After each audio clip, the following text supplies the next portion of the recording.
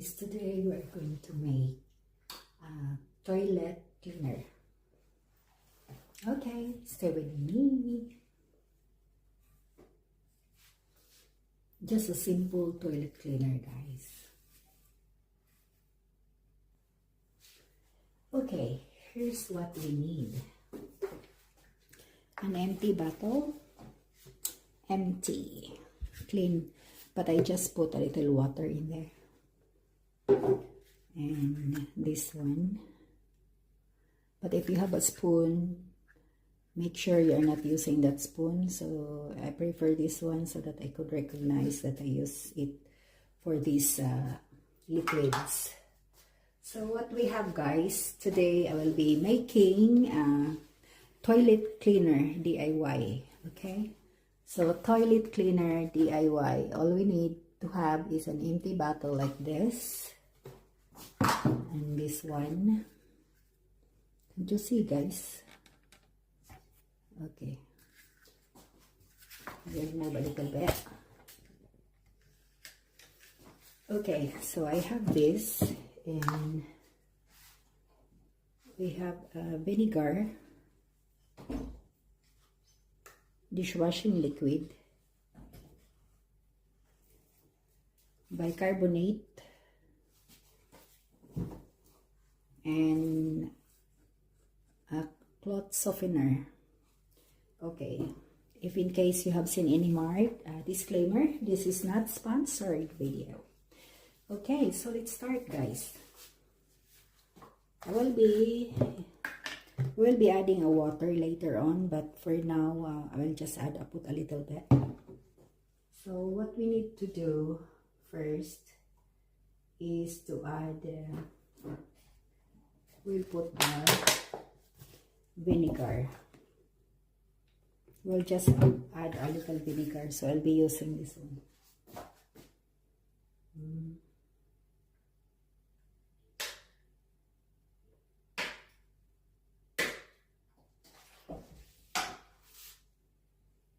So we'll not be adding a lot, guys.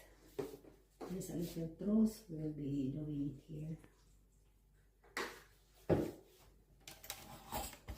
We'll do it here on the sink, guys.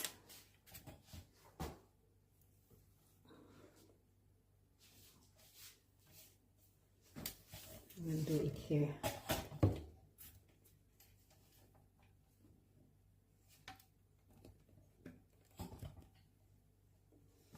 Okay, because there's a chance that it will overflow.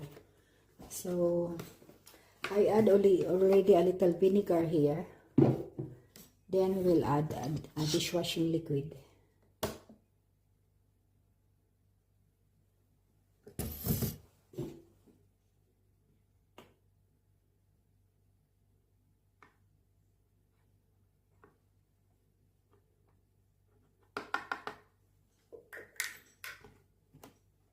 Dishwashing liquid. The next is, I'll just put a little bit of the bicarbonate, guys, because you know the bicarbonate will react to the vinegar. So I will not add a lot, we'll just add a little, because once you shake this one, it will overflow. So for now, this is what happened. Although we mix this with water, this is not a pure vinegar, but see, it reacts. When you add vinegar into the bicarbonate, or when the vinegar and the bicarbonate mix together, that will happen, guys. So that's the reaction. Now, so all we need to do is to add a water if you like, or a vinegar. It depends on the consistency, the desired consistency you want. And also to add like a perfume.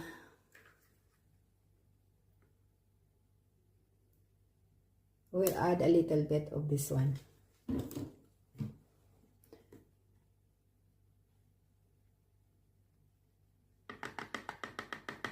Also this one, guys, there's also you call it the surfactant.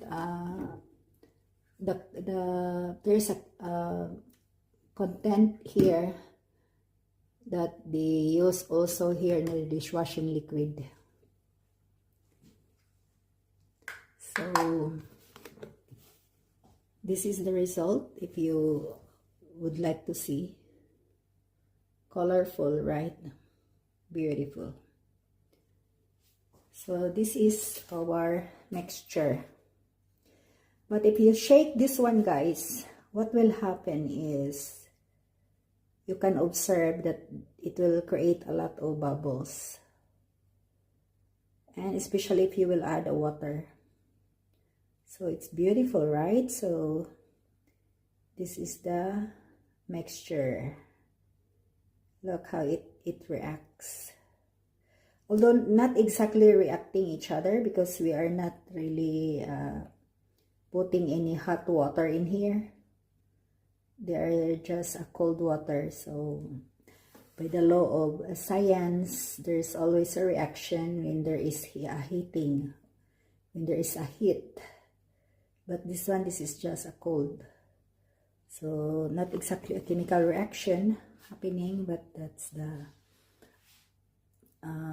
just a mixture of the water, although a little bit of the vinegar and the bicarbonate.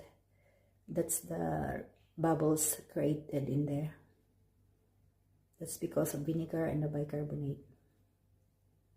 So how beautiful is that? So we will see if we will try to shake this one, what will happen. Can't you see?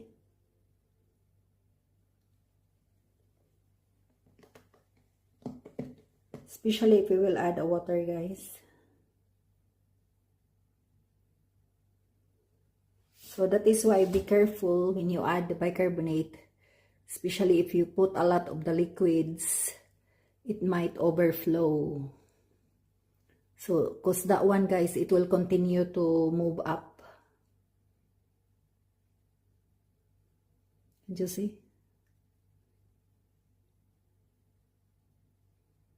It continue. So, especially if you have a lot of fluid, it will overflow. So you don't have a lot of space. So it will be wasted. So we will continue to shake just to let you see the effect, guys. And we will try to spray it in our toilet.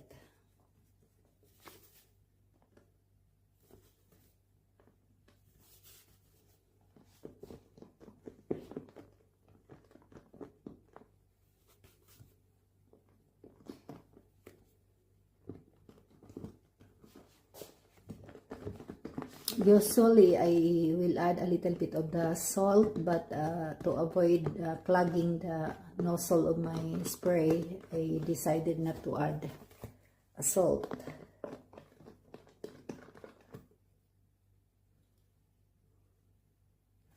So when we add a water with this one, it will create a lot of bubbles. Especially if I will add a little bit of the vinegar. So if you want to make it consistent, if you want to make it like the consistency, to increase the consistency or like the texture of this one, you can add, it's either this one, the dishwashing liquid, or the vinegar. So can't you see, guys, it subside now. So maybe we will try to add a little bit of the vinegar to fill in the, then we can add a water. So watch, guys. We did not put a lot of our bicarbonate. Hang on. We will add a little bit of the sabong. Yes. I don't want like too color blue, too much color of the fabric softener.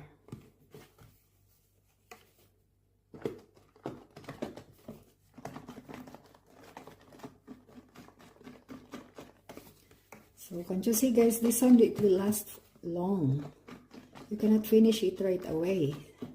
So it will help a lot to save money to clean up your toilet.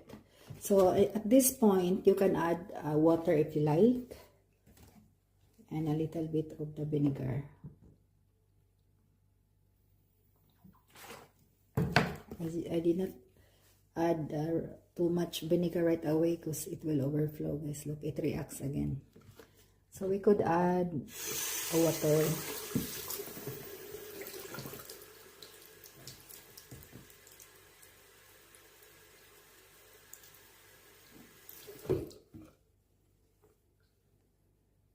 Sa sumbong. Smells so good. But I prefer to add more of the dishwashing liquid. But although guys, 1 cup will do. 1:1 will do. 1:1. The ratio of everything, you can just make 1:1. So once you can consume some of it, you can add more water if you like. So can you see guys? If you shake this one, the more it creates bubbles. Oh, where is my... I forgot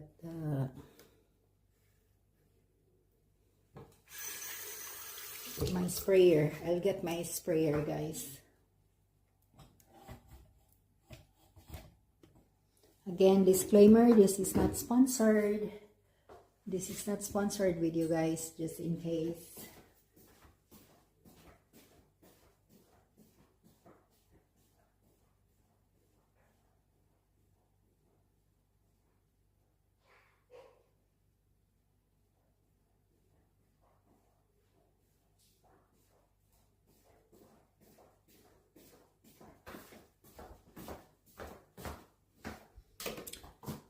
Okay, so can you see there is still more of the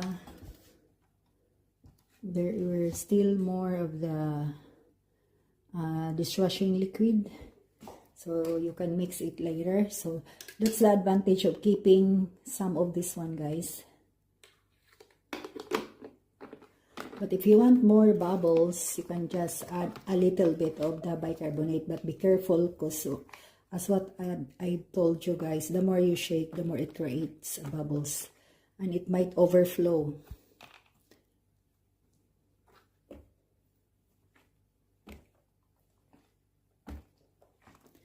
So this one, you can consume it for quite a long time. So you can add the water to fill in completely. But I don't have my sink is shorter, so maybe I will just add later. So for now, guys, I will show you.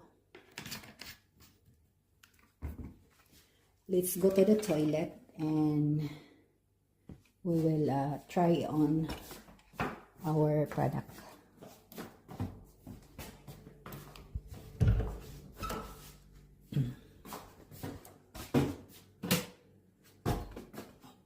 Okay.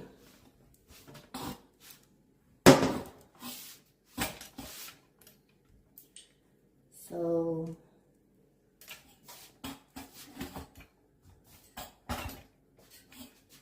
how can I kamsa? Tips for you guys: always close your toilet, because you know the smell. We call it a negative points in the house if you try to think. But for some spiritual people, they consider it as a negative energy in the house. So it is nice if you close it all the time. Don't let your toilet open. Okay? Oops. So can you see if it works? and how you can save money for your toilet.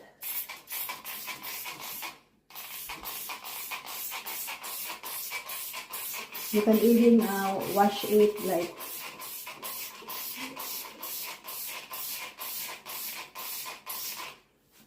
if you're in a hurry and you want to have a little cleaning of your toilet, you can just do a little bit like this, spray it in here. And of course guys, I will recommend use a gloves if you are in particular. This time I'm not using a gloves because it's not my plan to clean up, but I'm just for the sake of the video guys, I'm showing it to you. So make sure you dry it up.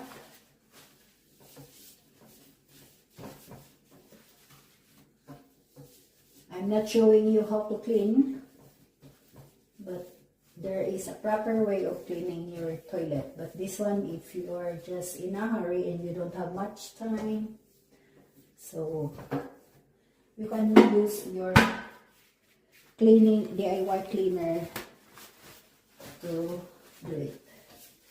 So at least you can clean up your toilet in a very short time. So it's important to maintain the cleanliness of our toilet guys. So now we will see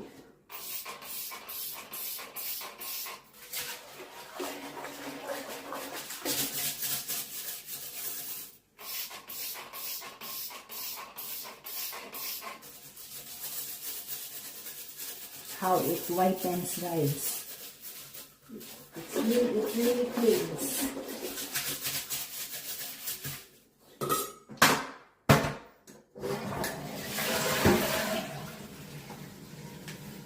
So you can save money guys.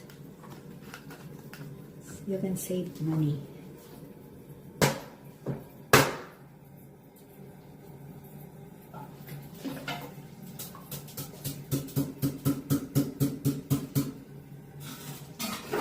So again, after you can use this after PE.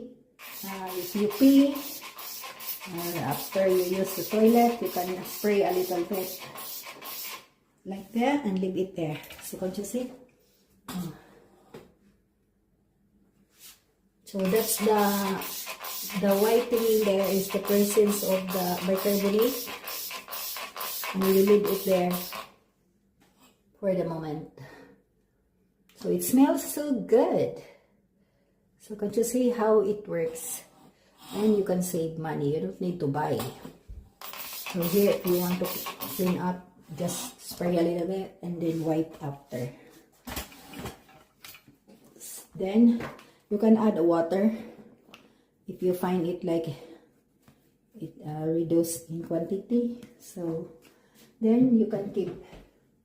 But I have one here already, guys. Again, disclaimer, this is not sponsored. This is my another DIY liquid. I just use this bottle, empty bottle. So this one I'll be keeping for the other toilet.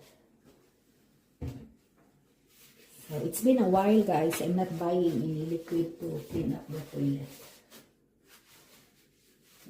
I just make my own.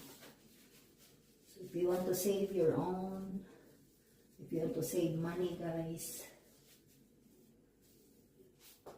you can make your own DIY toilet cleaner. It's good to have a toilet clean all the time, guys.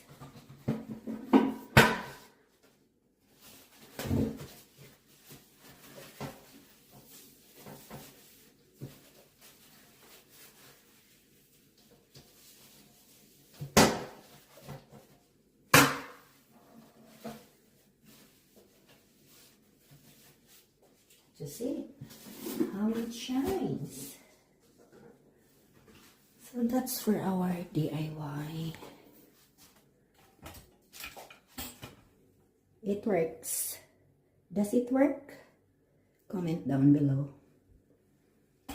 And that's the result. It's shiny. and bright. So could you see, guys? Not bad at all. Okay, so I would like to say thank you all so much, guys, for watching, and I'll gonna see you next time. So again, thank you so much. Bye for now.